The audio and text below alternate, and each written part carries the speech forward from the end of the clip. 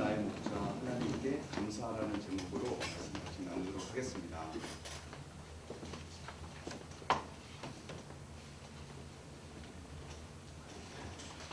유튜브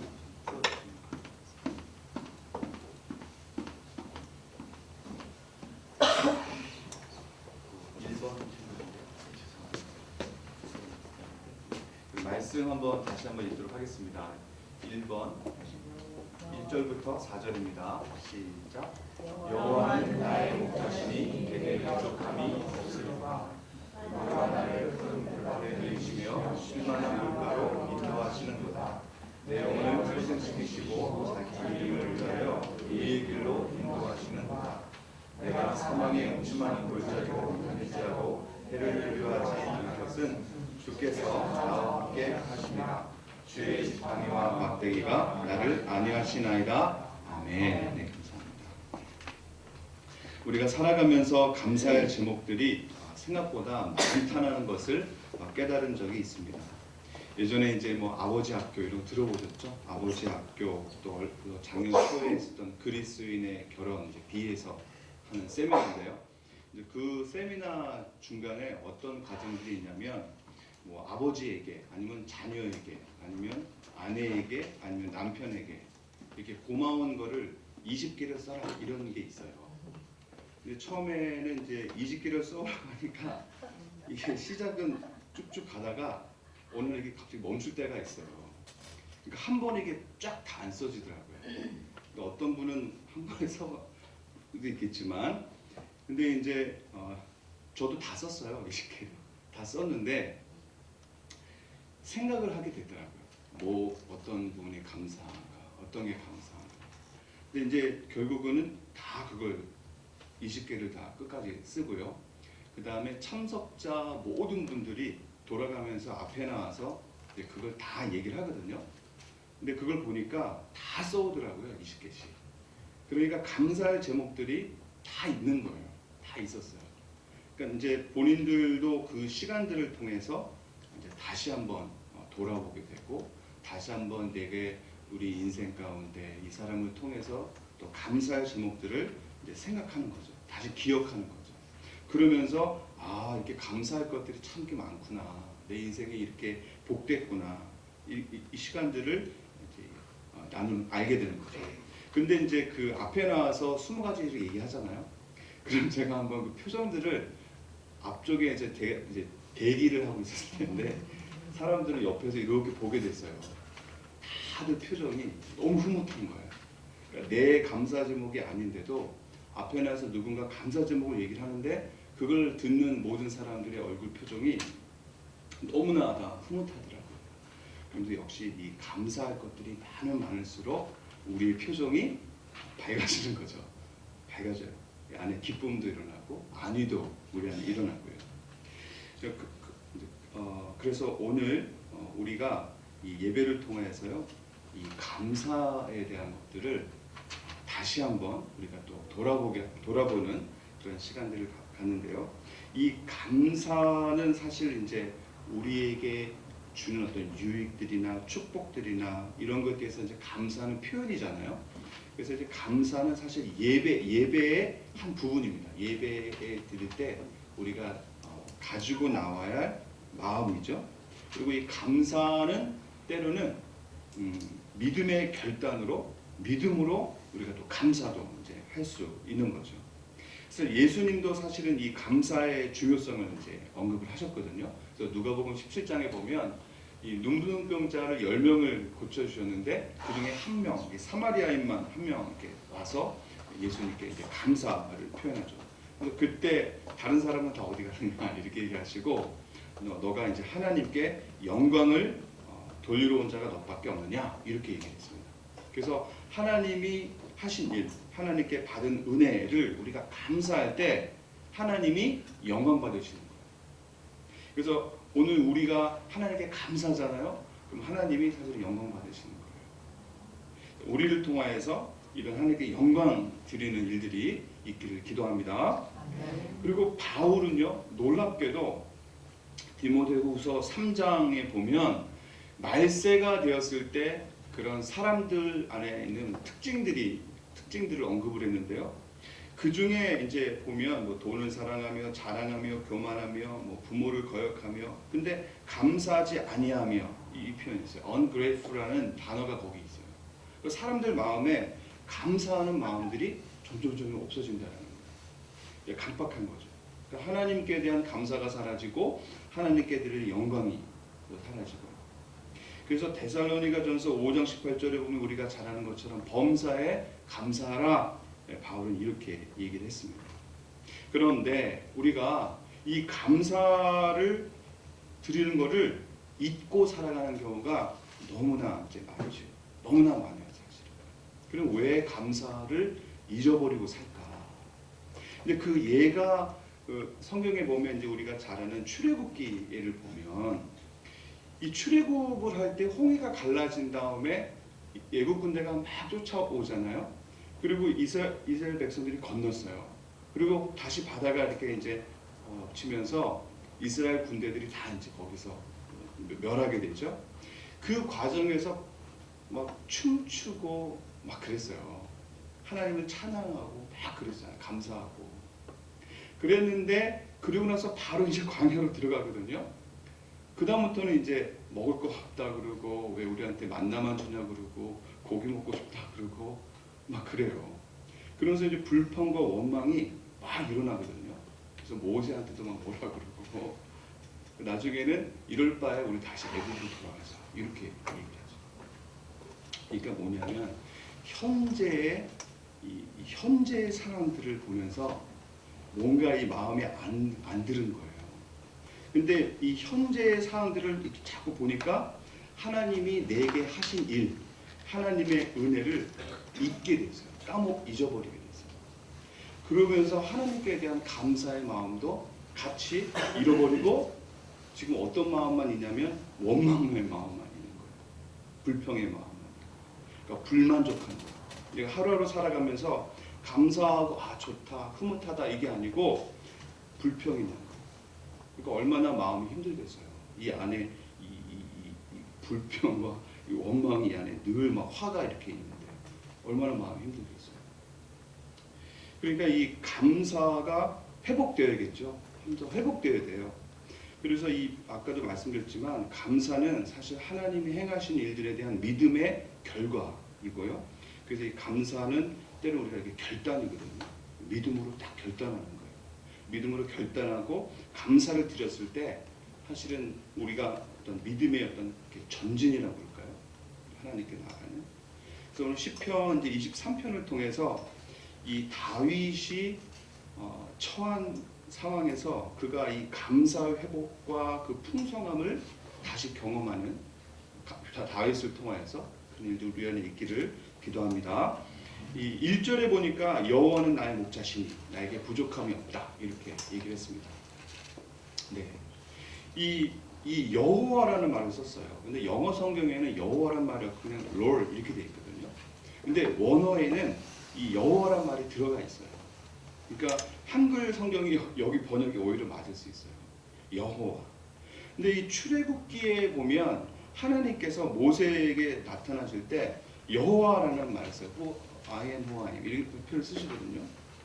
근데 이 출애굽기 민수기 여호수아 하나님이 이스라엘 백성들을 대면하시고 약속하시고 자신을 나타내실 때 나는 여호와 하나님이다 이 표현을 많이 쓰셨어요. 그래서 하나님이 내가 그 이스라엘 백성들을 내가 애굽에서 구원한 내가 그 하나님이다. 내가 그 전능자 하나님이다. 이 하나님을 나타내 주셨어요.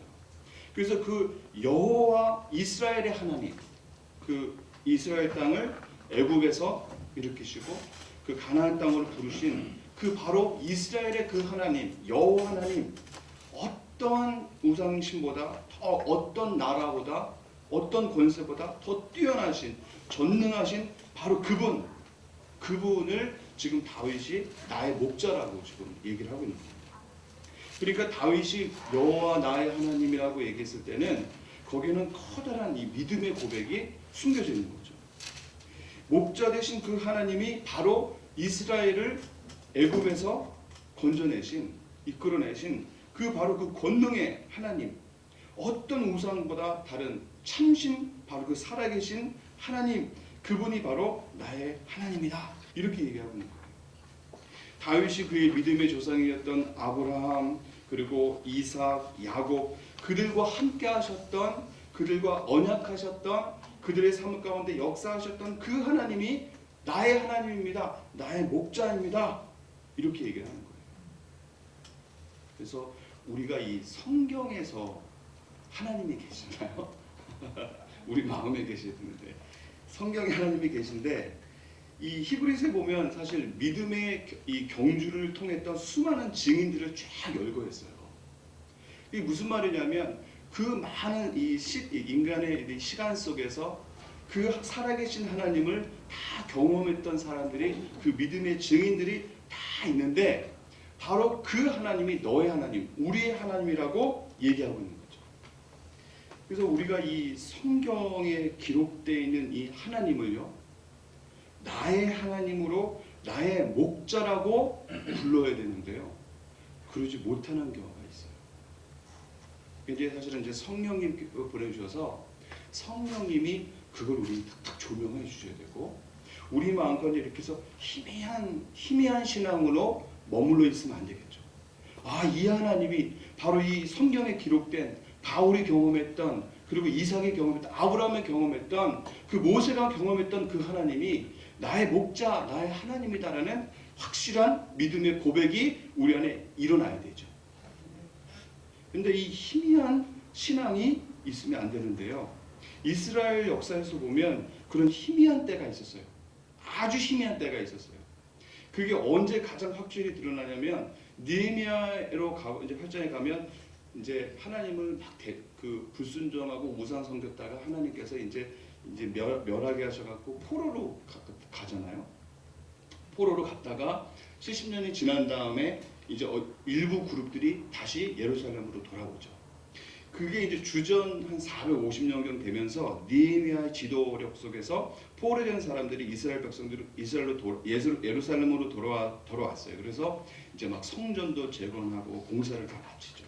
근데 성전 재건이 이것만 목적이 아니고요, 이게 뭘 하냐면 이제 에스라를 같이 와서 말씀을 선포를 하죠. 그래서 성경에 이제 그 당시 두루마리를 쫙 펼치고 사람들은 다 서서 그걸 경청을 하는 거예요. 그리고 그걸 다 읽는 거예요. 근데 이게 하루 6시간씩 막 이렇게 읽었던 것 같아요. 그리고 계속 이 말씀을 듣는 순간에 이스라엘 백성들 간에 어떤 일들이 났냐면 그들이 울기 시작했어요. 막 울기 시작했어요. 그 사람들이 하나님의 말씀을 들으면서 우리가 하나님을 잊고 살았구나. 우리가 포로로 되어서 지금 여기 와 있는데, 포로로 갔다가 지금 돌아왔는데, 우리가 아는 그 전능하신 하나님, 아브라함과 이삭과 야곱의 그 하나님이 바로 그 하나님이 우리의 하나님일까? 근데 우리 이거 모르고 살았구나. 그런데 그들이 울기 시작했어요. 그 울음은 가슴을 아파한 거죠. 근데 그들이 이렇게 하다가 하나를 더 실천하냐면요, 깨닫던 말씀을 듣다가 뭘 하나 깨달았냐면, 우리 조상들이 초막절이라는 걸 했다라는 것을 그들이 깨달았어요. 이 초막절이 뭐냐면 이제 그 7일 동안 광야에 들어가는 거예요. 그럼 7일 동안 광야에 들어가서 뭐를 하냐면, 이게 이제 신명기 16장에 기록되어 있는 거거든요. 40년의 광야 생활, 그리고 하나님께서 그 이스라엘 백성들을 어떻게 돌보셨는가, 그거를 경험하는 거예요. 7일 동안. 그러니까 광야로 들어가서 거기서 이제 텐트 치고 7일 동안 아마 가족들이 다 갔던 것 같아요. 그럼 애들부터 해서 옛 조상들이 이 광야에서 했던 무교병도 먹고 쓴나물도 먹고, 그러면서 그들이 홍해를 가르치는 그 하나님, 또 애굽에서 있었던 사건들을 돌이켜보고 광야 생활을 돌이켜보고 이런 것들을 하는 거예요. 이렇게 하면서 그들이 무엇을 경험하냐면, 우리 조상의 아브라함과 이삭과 야곱이 경험했던 바로 그 하나님이 나의 하나님이라는 고백을 그들이 이제 하는 거죠.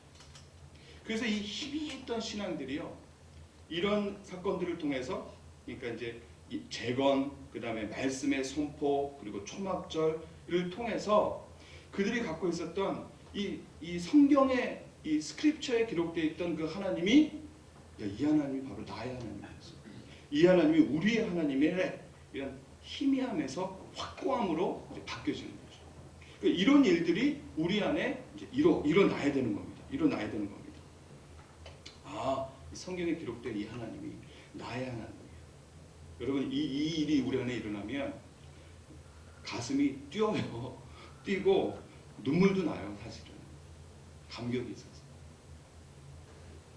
그리고 그 하나님에 대한 이 영혼의 이런 갈망한 이 비자해한 그런 마음도 또 일어나고요.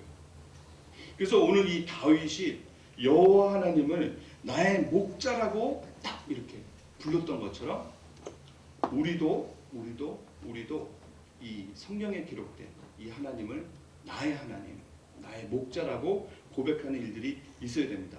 야고보서 1장 5절에 보면 너희 중에 누구든지 지혜가 부족하거든 모든 사람에게 후해 주시고 꾸짖지 아니하시는 하나님께 구하라 그리하면 주시리라 이렇게 얘기했거든요. 두드리면 열린다고 하셨는데요. 오늘 애매한 신앙에서 그리고 희미한 신앙에서 그냥 여기는 여기지 나의 삶은 나고 이렇게 가는 신앙이 아니라 이 성경에 기록된 그 하나님이 바로 나의 하나님이야 라고 고백하는 그런 확고한 신앙이 우리 모두에게 일어나기를 기도합니다. 이제 1절에 계속 보니까 여호와는 나의 목자시니 그리고 내게 부족함이 없다 그랬어요. 근데 부족함이 없다라는 표현은 이것이 풍족하고 어떤 충분한 상태를 이제 반대로 표현한 거죠. 그래서 여호와 하나님이 그 하나님이 나의 목자시라면 이미 상황은 풍족하고 충분한 상태라는 의미입니다. 다윗이 예전에 사실은 그가 목동이었거든요.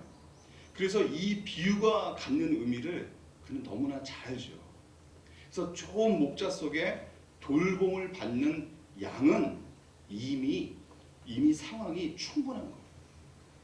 그러니까 좋은 목자 이 돌봄 속에 있는 그 양은 이미 안전하고 이미 풍족한 상태여서 부족함이 없는 상태라는 것을 다윗이 지금 얘기하고 있는 겁니다. 목동으로서 누구보다 그 양의 특성을 잘 알고 있거든요. 쉽게 얘기하면 목동이 없는 양은 죽은 거나 마찬가지예요. 이 중동 지방에서의 양은 굉장히 고집도 세고 사실 또 어떤 다른 맹수처럼 발톱이 있거나 빠른 다리가 있어서 막 빨리 도망갈 수 있는 것도 아니고 날카로운 이빨이 있는 것도 아니고 움직이는 것도 느리고 또 시력도 나쁘다고 해요. 그래서 2-3m밖에 잘 못 본다고 합니다. 방향 감각도 잘 없어서 집도 잘 못 찾아간다고 해요. 다른 동물에 비해서요. 그리고 먹을 것도 스스로 찾아가서 하는 타입도 아니고. 근데 이게 양이라서 절대적으로 보호가 필요한 양이 그것이 바로 이 양이라고 합니다. 그러니까 목자가 없으면 안 되는 동물이 이 양이라고 합니다. 그러니까 지금 다윗이 자기의 인생을 하나님의 도우심과 보호하심이 없어서는 안 될 양 같은 존재입니다. 이 신앙의 고백이에요. 그런데 다윗이 인간적으로 볼 때는 그렇게 약한 사람은 아니었어요. 그는 사실 장수였고 아주 용맹한 사람이었고 또 지도력도 있었고요. 결코 그냥 이렇게 무능력한 그런 정말 사람은 아니었어요. 그는 또 악기도 잘 다루는 사람이었고요. 아주 다재다능했던 그런 사람이었습니다. 그런데 지금 그가 나는 양과 같습니다.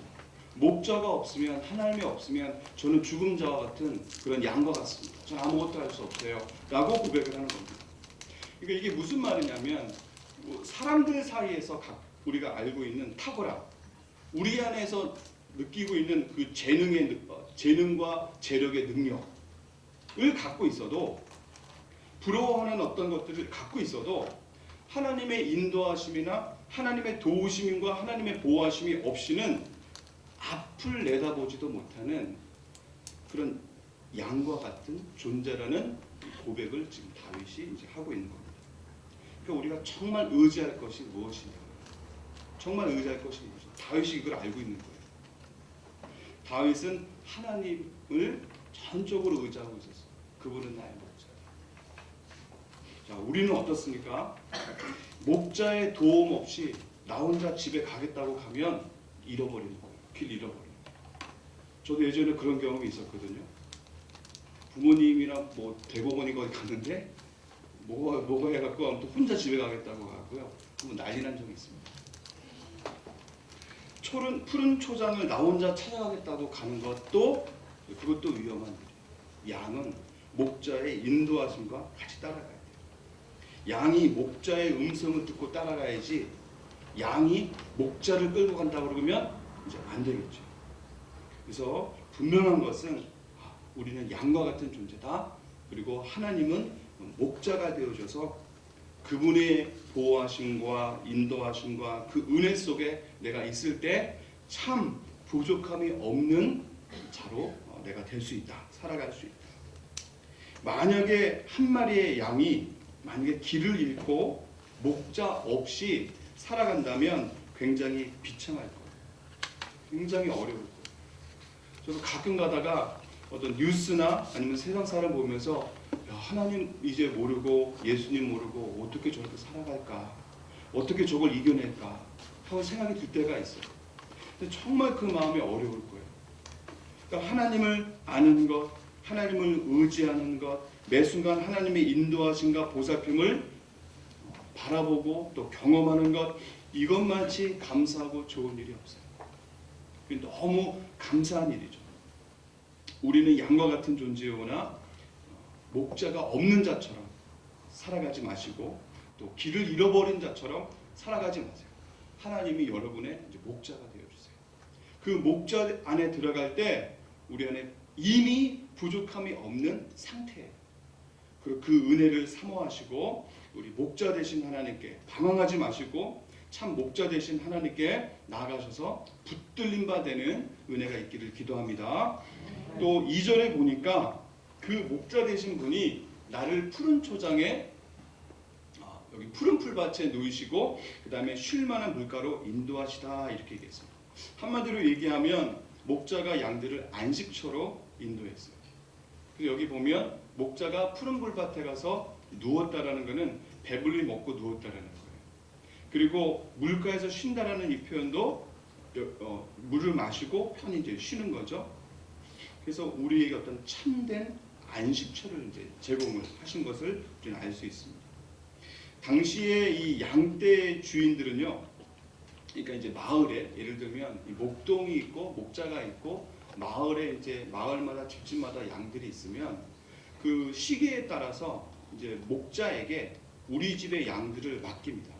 그러면 그 목자가 그래서 굉장히 지혜로워야 되고 또 목자는 또 힘도 써야 되고 왜냐면 양떼를 지키기 위해서 뭐 이리 와도 싸워야 되니까요. 그래서 힘도 써야 되고 또 지혜로워야 되고 이런 또 신뢰할 만한 사람이어야 되고 그런 사람이 목자였다고 해요. 그래서 이 목자에게 우리 양들을 충분히 맡길 수 있습니다. 마음 놓고. 그러면 그 목자가 그 맡긴 양들을 데리고 이제 이렇게 이동을 하는 겁니다. 어디로 이동을 하냐면 요번 시기에는 이쪽에 가면 푸른 초장이 저기 있어. 그럼 여기로 갔다가 그 다음에 여기 다 먹고 나면 이쪽 푸른 초장으로 옮겨야지. 그리고 여기 나서 물가는 여기 있으니까 이쪽으로 가야겠다.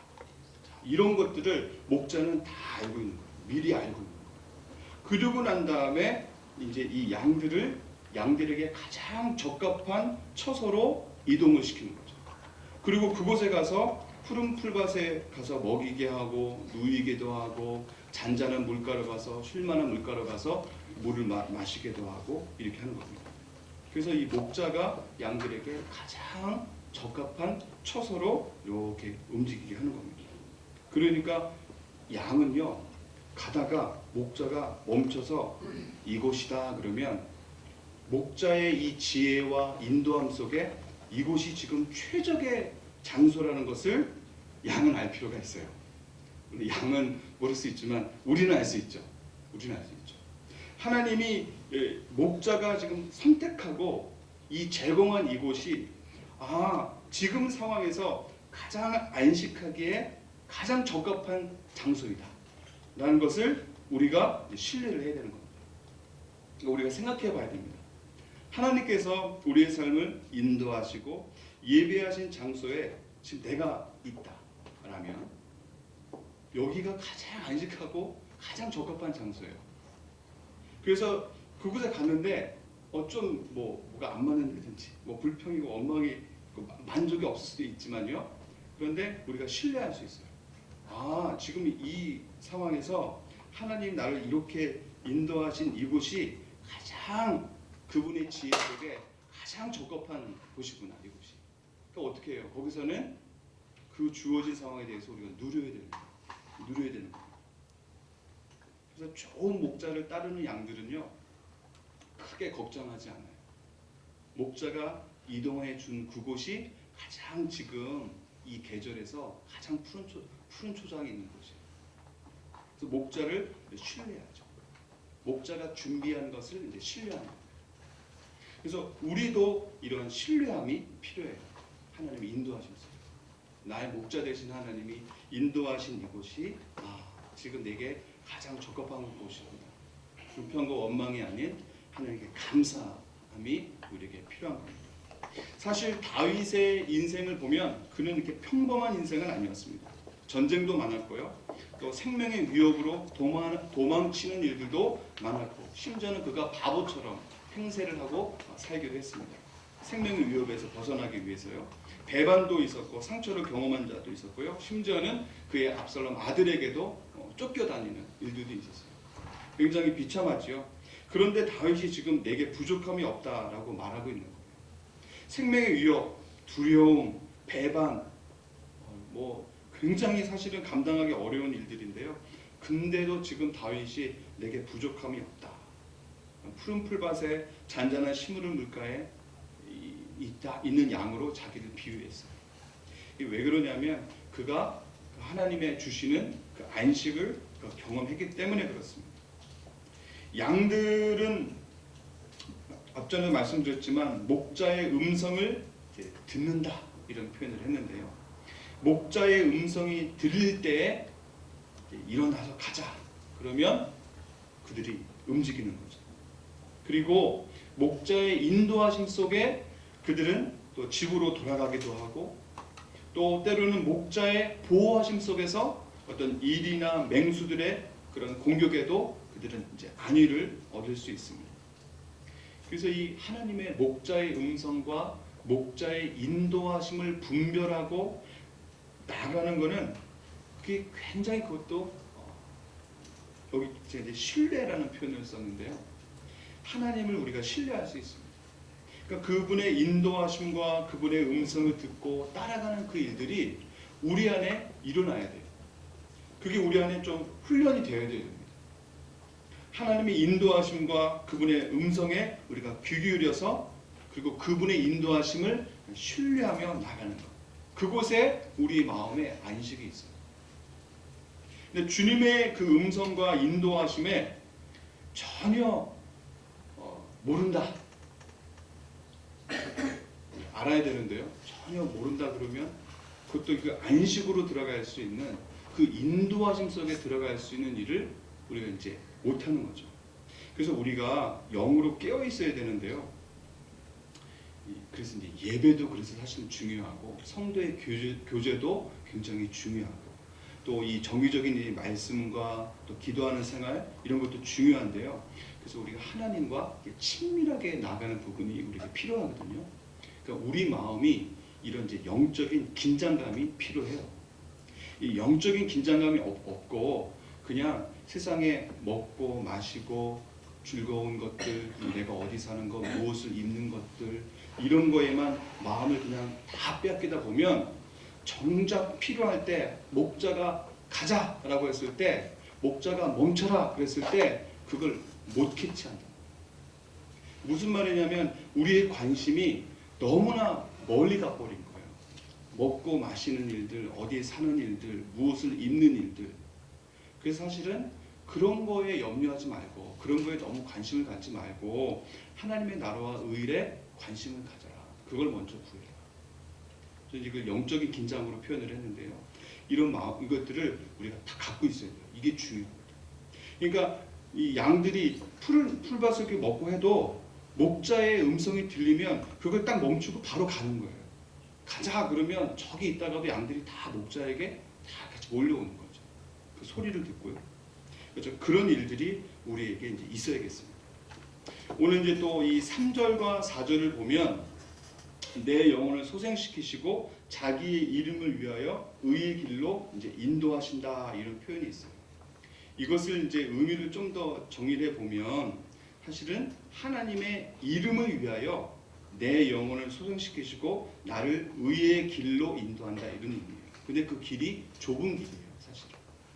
요거를 원어를 좀 찾아보니까 이런 의미가 있어요. 하나님의 이름을 위하여 내 영혼을 소생시키시고 나를 그 의의 좁은 길로 인도한다 이런 표현이에요. 그러니까 하나님이 자기의 이름을 걸고 자기 백성을 언약하셨거든요. 백성과 언약하셨거든요. 그 백성을 포기치 아니하시는 거예요. 내 이름을 걸고. 그리고서 이 3절에 보면 사실은 어떤 의미도 포함되어 있냐면 영혼을 소생시킨다고 했을 때 이것이 어떤 죄에 의해서 무너진 영혼 이런 의미도 있어요. 그것을 다시 회복시킨다 이런 말이에요. 그리고 하나님이 목자가 되셔서 앞장서셔서 그 의의 좁은 길로 인도하신다 이런 표현이 여기 들어가 있어요. 그리고 이제 이것이 4절에서 연계해서 보면 이 목자가 그들의 양떼를 인도하는 그 길이요 때로는 쉽지 않은 길이에요. 그 좁은 길이에요. 그 4절에 어떤 길이냐면 그게 사망의 음침한 골짜기, 그렇죠? 골짜기 좁은 길이에요. 그리고 또 해를 두려워하지 않을 것은 주께서 나와 함께 하심이라 주의 지팡이와 막대기가 나를 안위하신다 이렇게 돼 있어요. 그러니까 하나님이 우리를 인도해 가시는 그 길이요 항상 넓고 좋은 길이 아니었어요. 근데 그 길은 의로운 길이에요. 맞는 길이에요. 험난한 길이긴 한데 어려운 길이고 때로는 이 맹수의 공격이 있을 수 있는 사망의 음침한 골짜기와 같은 길인데 그런데 그게 의의 길이에요. 맞는 길이에요. 그리고 그 길을 지금 어떻게 가냐면 목자가 앞장서서 앞으로 끌고 가는 거예요. 그러니까 양들은 험난하지만 무섭지만 두려운 공간이지만 누구만 보고 가면 되냐면 목자의 인도하심만 보고 이렇게 지나가면 돼요. 거기만 지나가면 돼요. 목자만 보고 지나가면 갈 수 있는 길이에요. 그러니까 우리에게 필요한 것은 목자를 딱 바라보고 그 다음에 그 목자가 가는 그 길을 따라서 가면 돼요. 목자가 인도할 거예요. 그리고 순간순간 맹수가 찾아올 때 목자가 아까도 앞전에 말씀드렸지만 아무나 목자 안 시키거든요. 목자라고 했을 때는 아마 그 마을에서 아주 힘 있는 사람이에요. 맹수와 싸워도 이길 수 있는 사람. 우리를 지켜주실 분이 그 길을 우리가 이제 따라서 갈 수 있는 거죠. 그래서 좁은 길로 우리가 들어갈 때가 있어요. 마음이 많이 힘들 때가 있어요. 그때는 어떻게 되냐면 맹수를 내가 지키겠다. 내가 나침판을 보고 골짜기를 찾아서 내 마음대로 한번 그런 편한 길로 돌아서 한번 가보겠다. 이것이 아니고 누구를 봐야 되냐고요? 그 좁은 길로 지금 막 가고 있는 그 목자만 따라가면 돼요. 그러면 그 길을 지나갈 수 있어요. 그때마다 내게 필요한 말씀 주시고 기도할 때마다 내 마음 감동해 주시는 그 길로 가면 됩니다. 예배 가운데 주시는 말씀 붙들고 또 큐티하다가 주신 말씀 붙들고 지혜 주시고 그 맛도 붙들고 그 인도하시는 그분을 따라가면 그 사망의 음침한 골짜기를 우리가 두려워하지 않고 갈 수 있어요. 오늘 시편 23편에서 다윗이 자기 인생을 바라보면서 나는 길 잃은 양이 아니었구나. 나에게는 목자가 있었어. 그걸 고백하고 있습니다. 그 나의 목자는 심지어 전능하신 바로 그 이스라엘의 하나님, 홍해를 가르고 구원하신 그 이스라엘의 전능하신 하나님이 바로 나의 목자가 되셨어요. 그래서 나는 그분이 내게 목자가 되셨을 때 이미 내게는 더 이상 필요한 것이 없어요. 그것만으로 이미 상황은 너무 감사와 위로와 기쁨을 다윗이 지금 고백했습니다. 목자 되신 하나님, 우리에게 가장 적합한 것으로 이제 인도하실 것이고 우리를 그곳에서 안식해 하실 것입니다. 그리고 또 목자 되신 하나님은 자신의 이름으로 약속한 백성들을 포기하지 아니하시고 또 죄 가운데 그들을 회복시키실 것이며 그것이 비록 좁은 길이지만 우리를 의의 길로 갈 수 있도록 앞장서셔서 당신의 양들을 우리를 인도해 주실 것이에요. 그리고 그 길이 사망의 음침한 골짜기처럼 비록 두렵고 험난한 길이지만 그것이 의의 길이며 우리가 목자만 바라보고 쫓아가면 우리는 그 길을 충분히 지나갈 수가 있습니다. 오늘 우리가 양 같아서 제갈길로 가기를 좋아하고 또 때로는 고집이 있어서 우리 마음이 단단해서 우리 목이 곧아서 하나님의 음성을 거부할 때가 있고 듣지 않으려고 할 때가 있습니다. 우리 마음이 세상 것으로 다 마음이 관심이 빼앗길 때도 있습니다. 우리가 아까도 전에 얘기했지만 희미한 신앙에서 견고한 신앙으로 확실한 신앙으로 바뀌어야 돼요. 성경에 있는 그 하나님이 나의 하나님이 되어야 되고 또 우리가 영적인 긴장감 하나님의 인도하심 그분의 말씀하심을 분별하며 나갈 수 있는 그런 영적인 긴장감을 우리가 갖고 나가야 되겠죠. 또 우리의 선하신 목자로 사실은 예수님이 소개가 되어졌어요. 예수님이요 스스로에게 나는 선한 목자라고 얘기하셨어요. 얼마나 의미가 있는지요. 근데 이 선한 목자는 요한복음에 보면 자기 생명을 내어놓는 선한 목자로 나옵니다. 그런데 사랑의 나의 목자시죠. 오늘 이 선한 목자 되신 하나님이 우리 인생 가운데 함께 하시는데요. 그 하나님을 이제 성실하신 나의 목자라고 표현을 했습니다. 늘 신실하세요 우리한테. 그분의 성실함을 생각하면 우리가 실망할 게 없는 거예요. 너무나 성실하셔서.